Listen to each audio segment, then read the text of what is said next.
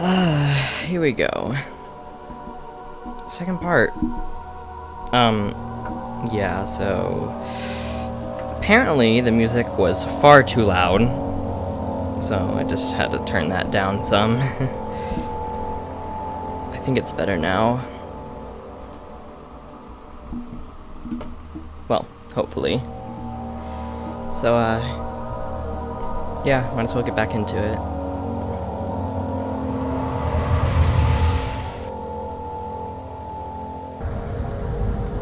Alright, there.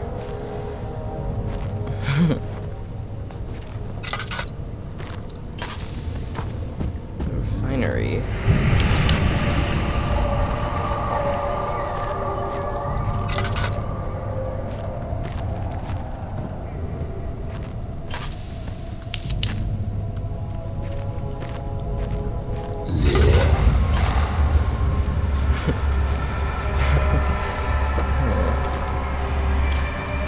Silly monster.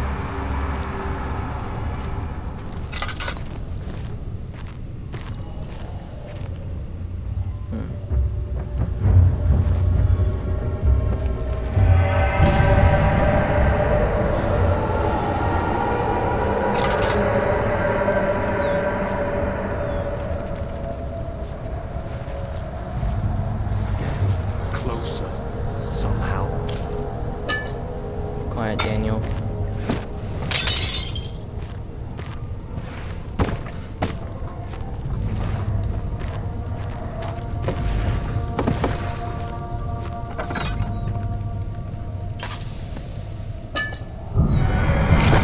June 1839. It's been more than a month since my last entry. After the event inside the underground chamber in Algeria, Professor Herbert insisted I return to England. He said he didn't want to risk forfeiting the entire expedition lest I took a turn for the worse. An excessive decision, in retrospect, but I'm glad it turned out that way. I found my journal this morning in the haphazard collection of things brought home from Africa. Next to it lay the broken stone orb wrapped in cloth. I tried to assemble it, but couldn't. The pieces wouldn't fit together, as if they weren't from the same object. Could I have imagined it all? Was there ever a complete orb? Oh, that's why it was so loud.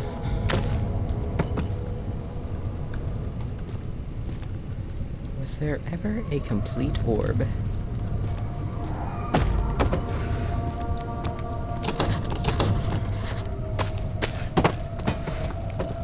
Okay. Wait a second. Why are these boxes? Never mind.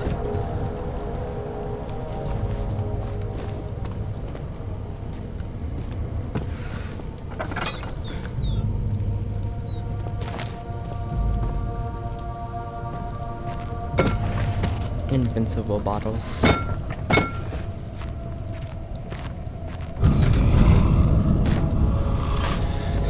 25th of June, 1839.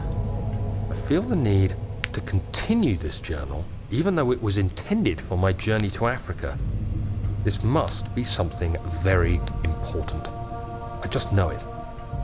I've taken it upon myself to piece the orb back together, but it's been more difficult than one might think. The pieces are behaving strangely. They seem to change color, shape, and texture, but ever so slightly. Yesterday, I took careful measurements and notated any significant markings. Today, I confirmed my suspicions. They were changing. I was terrified and rushed off to see the finest geologist in London, Sir William Smith. I approached the subject with care, and we discussed how rocks change form. He told me about the nature of glass, how it eventually collapses on itself, like ice slowly melting over the course of centuries. Smith eased my mind a bit, but I can't escape the feeling that these shards have otherworldly properties. Are these orbs glass or stone?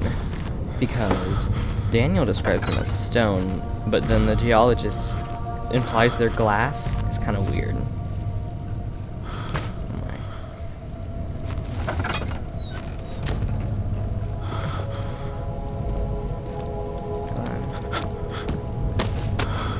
Yeah.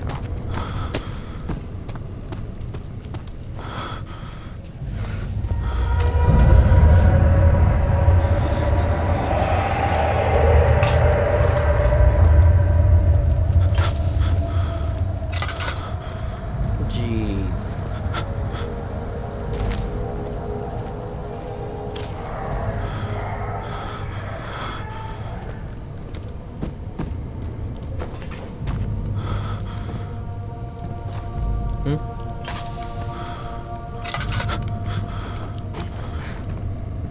Wow.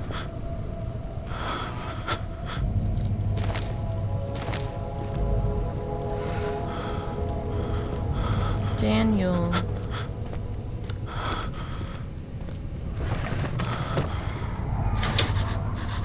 It's stuck.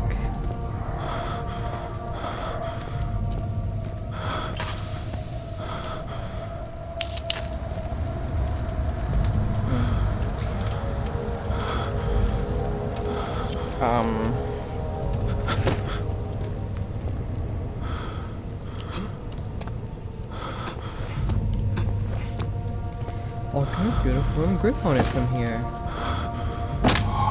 Oh, there. It's a little better.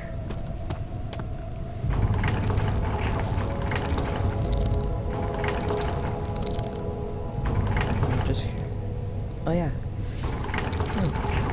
Cool.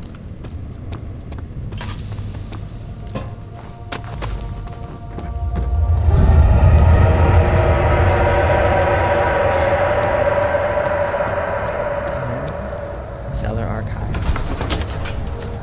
He crashed to the surface as he struggled to make sense of the situation.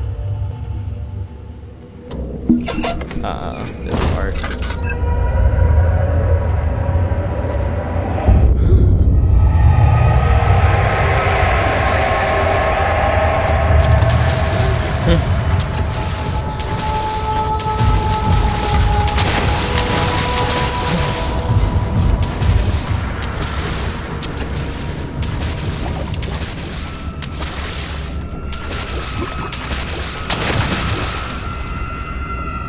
Ew. What is he dead?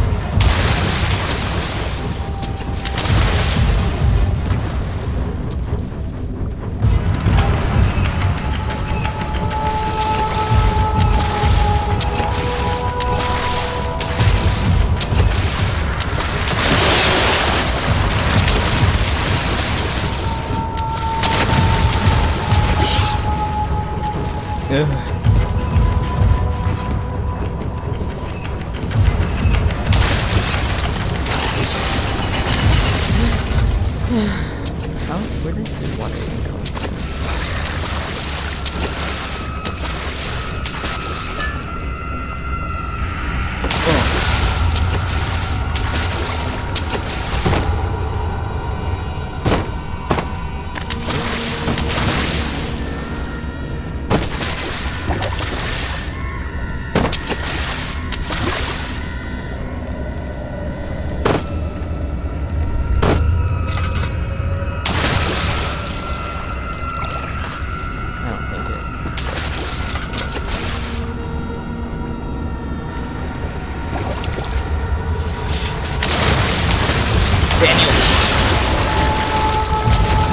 Oh my god.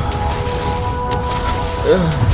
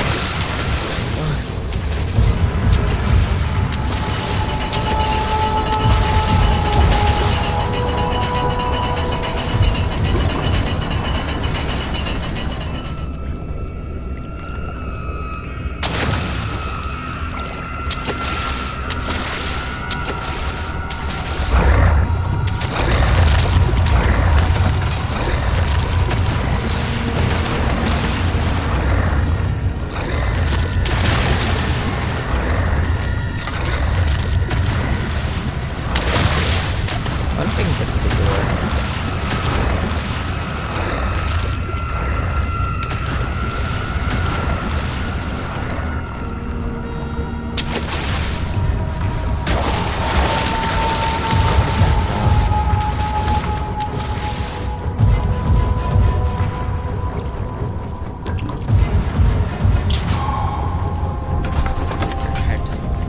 Something large brushed against his leg, and he felt himself being dragged along by the current of the beast. He pushed himself above the surface. "Help!" he cried as the ocean swallowed him again.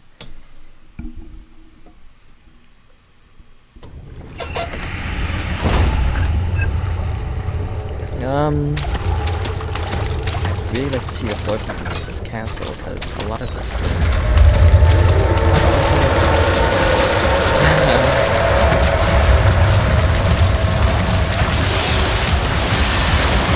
Impractical, yes.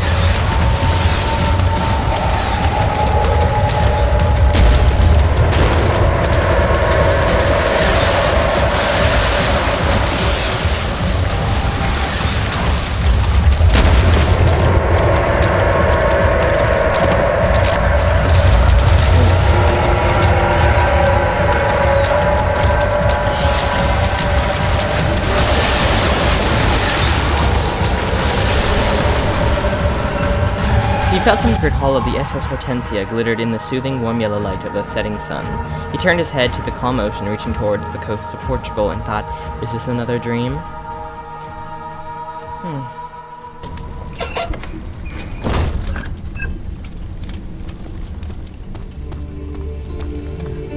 Prussia.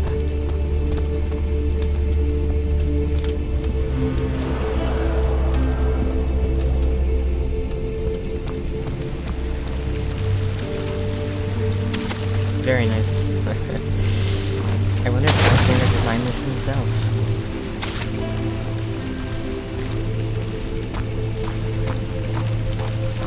Actually, that's horrible.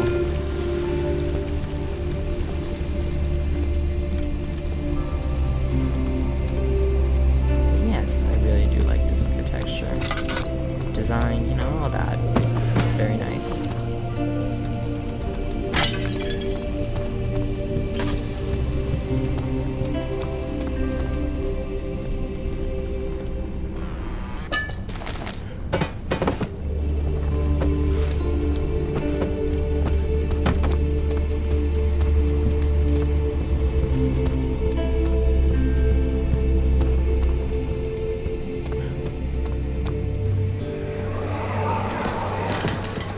You have an ascending room. Will it take us to the inner sanctum? It will definitely take care of the vertical part of our journey. So, You have ridden an elevator before? Yes, the Colosseum at Regent's Park has one. It takes you to the gallery where you can view the panorama. Good. This ride might be a little longer, and in the other direction.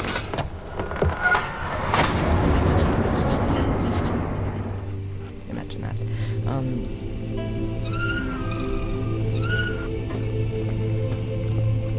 It's not working. Find a way to start the engine that powers the elevator.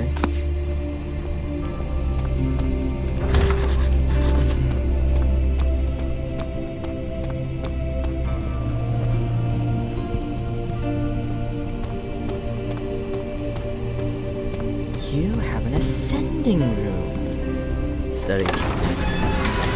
He tried to fit the pieces together.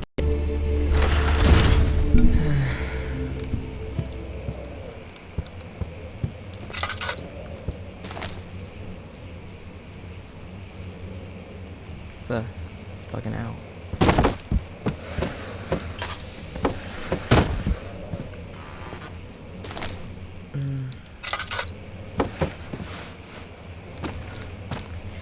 Oh. Oh.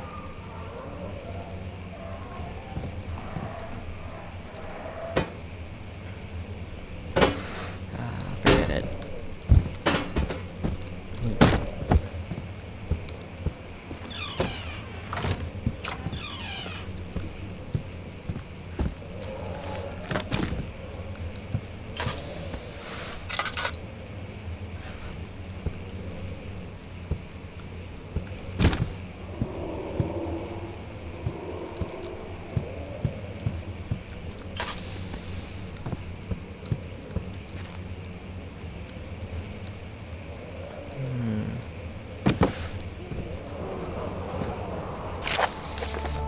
Letter regarding the discovery of an orb to my most trusted student and friend, Johann Weyer. The most remarkable thing happened as I was traveling through the Prussian woods this summer. I finally found one of the orbs I have been looking for the last 20-odd years. Jeez. It is as inexplicable as the Heliodromus described it in the Hortus Conclusus. It was as if it was told about an underground Mithraic temple crowned with an unearthly artifact. The orb was big enough to fill my cupped hands, and the texture was smooth and jagged, its color washed while rich. Contrast is not enough to describe its nature. It was an impossibility, an artifact. Paradox, captured within stone. I was staying in a nearby village called Altstadt, investigating one of the antiquated trails, when I finally found the cavern. I went inside, and suddenly I could verify the truth of these enigmatic artifacts. They were real. I can't read today. As you can understand, this is the most important discovery of my life, but it also became my greatest fear. As I entered the underground chamber, I could feel that I was trespassing. Because of my curiosity, I did my best to fight this instinct and fetch the orb from its place. I scrambled out of the chamber and into the woods. I could sense something was following me. It bayed loudly as it closed in. The beast, this guardian of the orb, was relentless in its pursuit. I made my way to a nearby ravine where I stumbled upon some men fishing in the lake. I tried to warn them as I passed, but unfortunately, they remained as I continued my escape. When I heard their cry of pain echo through the valley, I felt such a tremendous sense of relief, thinking I would be spared. Suddenly, a blue shimmering light engulfed me, and the colors of the forest were washed away before my eyes. I kept running through the bleak surroundings. The trees had turned to charcoal black with leaves of cinder. The ground covered in murky water. I pressed on through the drenched land as the glowing ember gave way to the rising wind and rained on me. I could hear pleading screams in the distance, and I joined in as pain and fear overtook me. I fell to the ground, gasping for air. This certainly must sound strange, but I had been carried miles away across the Alps to a grassy field outside Genoa. The guardian had taken the orb from me, but still, unto this day, I fear its return. Sometimes I lay awake at night listening for the howling cry I heard in the forest. It's been nearly a decade since that day, and I still haven't been able to write about the incident. The last time we spoke, you told me about your interest in ongoing research into the mythic orbs, and I realized I owed you the truth about my visit to Altstadt. Your friend and mentor, Heinrich Cornelius Agrippa. That's so weird. impossible almost. So he like passed out in Prussia, which is in like modern day Poland, and then he somehow woke up outside Genoa across the Alps. That's like, I don't even know how many miles, but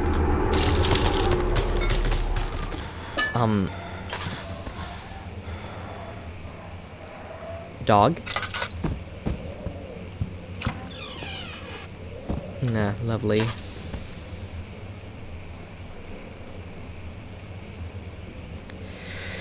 Yes. Chambers of the human skull, understanding locomotion, milestones of human anatomy. You know, I too like human anatomy. I don't keep their bodies just laid across the floor, though. At least clean up after yourself, my god.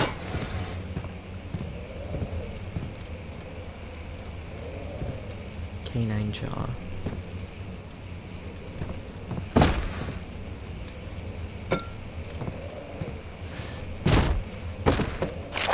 Animal experiment. Canis lupus familiaris, 1658, April 12th.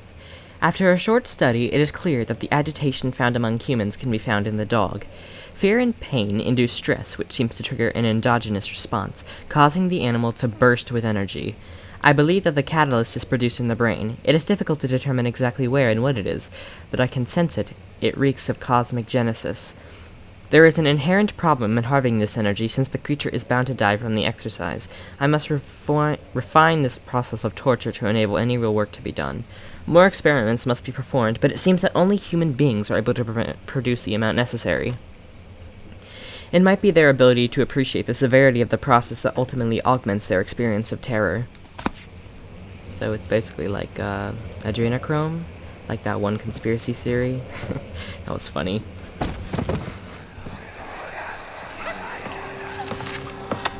Let's see what you have to offer.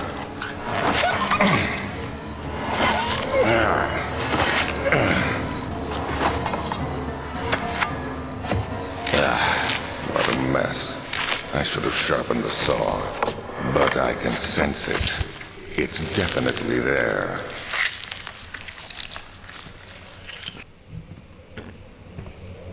Daniel can remember things of which he was not to witness. He truly is magical.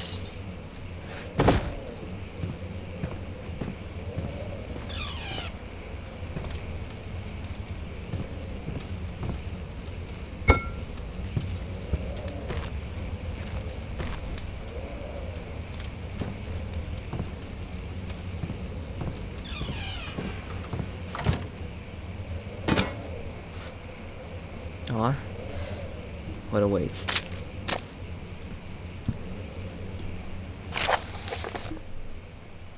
Anatomy Frontiers, 1658, January 9th. Further disappointment. The antiquarian's latest findings yielded nothing.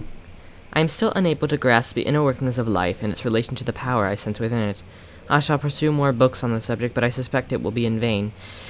Since no research has been made in my particular interest, I must attempt to fill that void myself. Clearly humans emanate more of the energy I seek, but I hope animals will suffice, as it would prove less of a hassle to acquire. Oh, how thoughtful.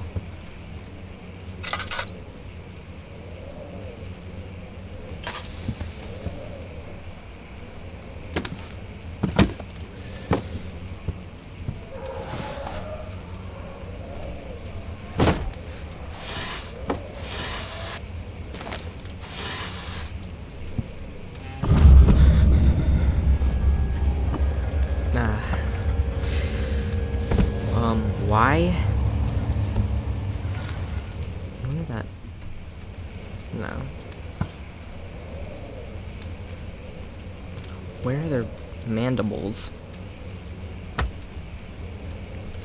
Also, Alexander, why are you just keeping random bones in your drawer?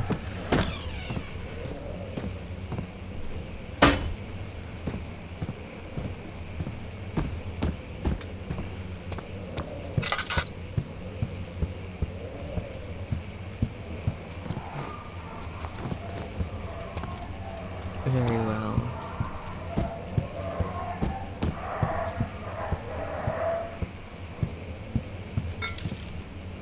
Held together by only a weak wooden frame.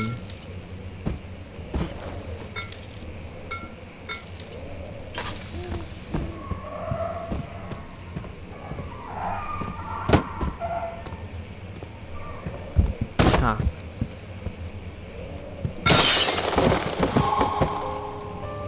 It's gone forever.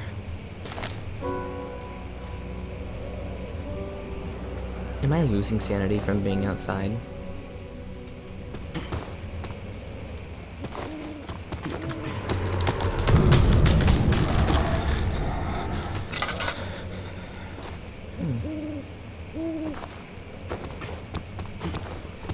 Flesh.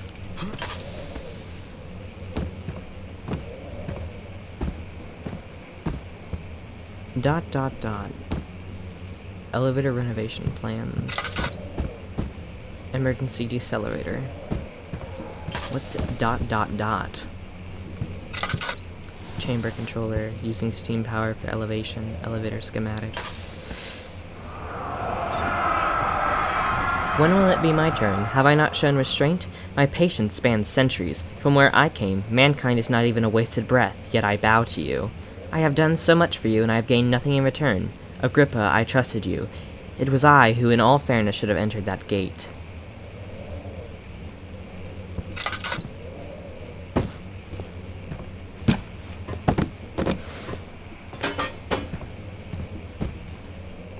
Yeah. Wow. Flow cycle rod. Elevator machine instructions. If the elevator breaks down again, make sure to use the steam engine to build up pressure before channeling it into the machinery.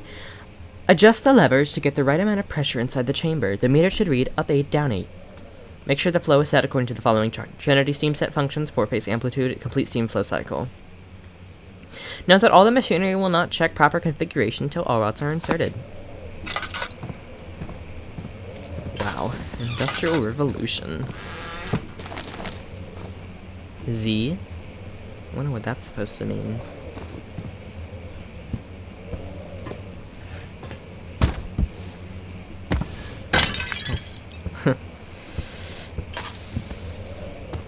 Wait a second. I wonder if this is supposed to be that one Greek myth. I forget the name of it. But, I don't know. I'm probably thinking of something else.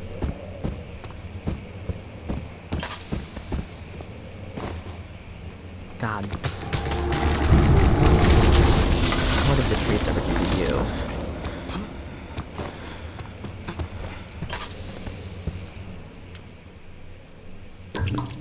You made a wooden medal.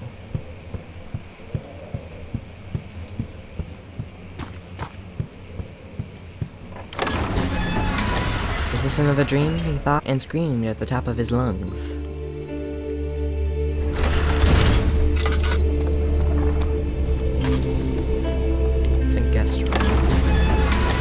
Carpet's trunk was wrapped in, he assumed. He wondered if anything had been left, considering all the hands it had passed.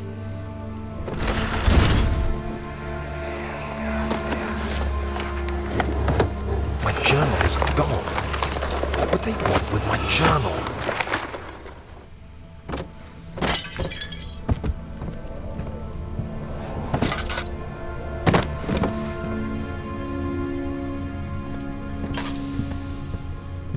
Ransacked. Can I put this back in? Oh, I can. That's very nice. Here. Oh my god. Come on. Come on. Just had it.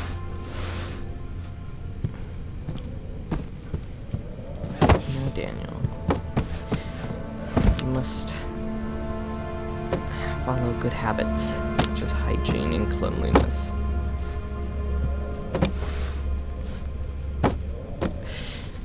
Oh my god.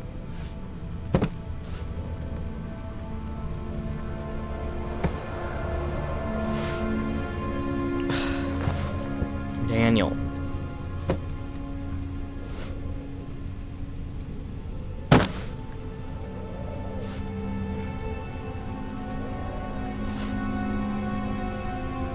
It cannot be this hard.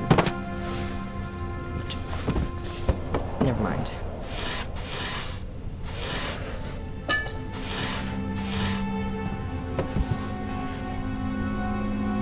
2nd of July, 1839. I received a letter today from the Algerian governor's office disclosing the fate of Herbert's expedition.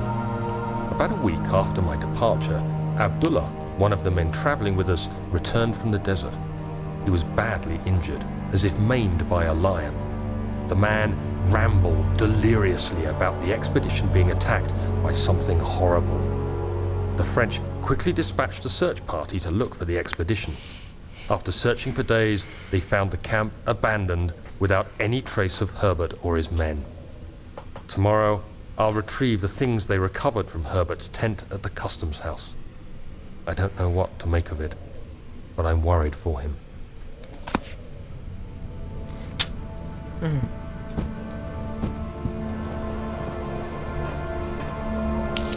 Oops.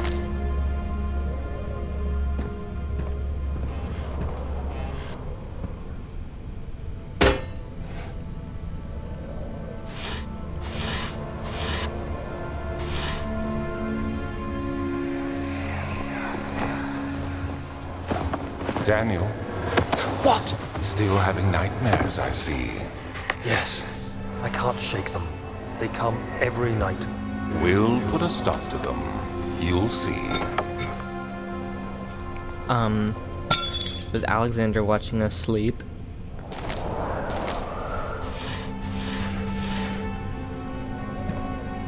Third of July, 1839. Today I picked up Herbert's things at the customs house. I dug through the trove of documents he had carried and found a log detailing the expedition. The nature of this text ranged from quick notes to colourful accounts of transpired events. I skimmed the pages, trying to figure out what might have happened. May 17th, the day I was trapped inside the orb chamber, Herbert dryly states, "Recovered Dahniael after 1 hour of entrapment." This confused me greatly. I was suffocating within minutes. How could I have lasted an hour? I continued reading the peculiar text. Herbert states his facts without judgment or passion, but suddenly I could read frustration into his text. He pushed his men to investigate the underground tomb, an effort which seems to have strained the minds of his men.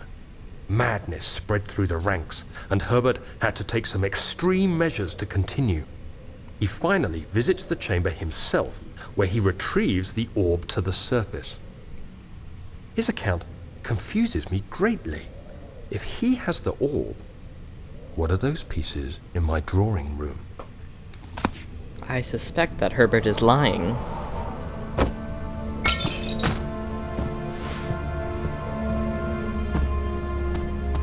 Or, you know, there were just 2 orbs, Daniel.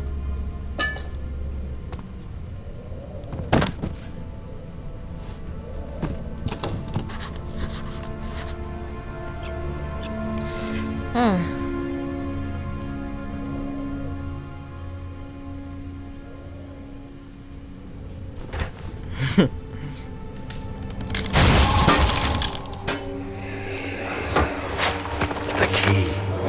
Please, let it be here.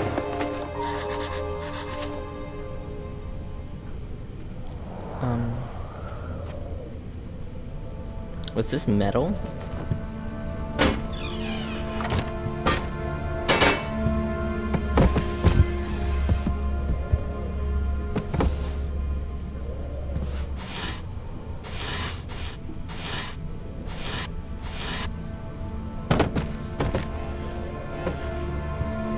Fourth of July, 1839. It's done. The orb is assembled. I was awakened by an exhausting nightmare. Shaking and sweating, I retired to the drawing room with a cup of tea. The relic pieces lay spread across the table as I'd left them, but somehow I knew how it was supposed to be. I fetched the tar, which I had prepared to fix the pieces together, and without fault I joined them, producing the orb I remembered so clearly. The tar proved unnecessary. It was pushed out from the joining pieces as they merged on their own, with no adhesive. The ancient stone relic now rests on my table. Its immaculate surface and perfect shape could have been molded by a factory. This is all too strange. All too strange.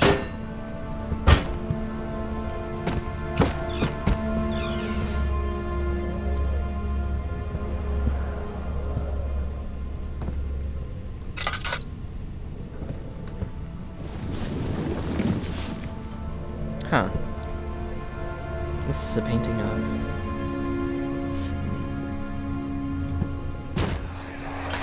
Oh, thank God, there it is. I guess it is a good place to hide it then.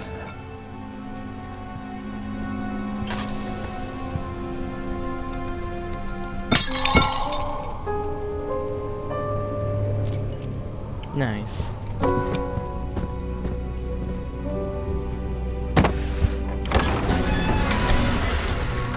He panicked, trying his best to keep himself from screaming.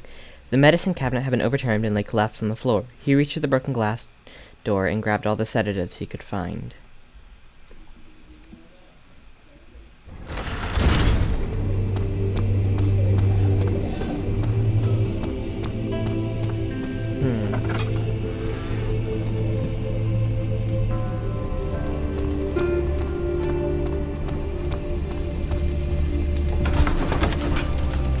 The strange letter frightened. Actually, I think I'm gonna end it right here, because I can't do this for very long. So, yeah. See ya.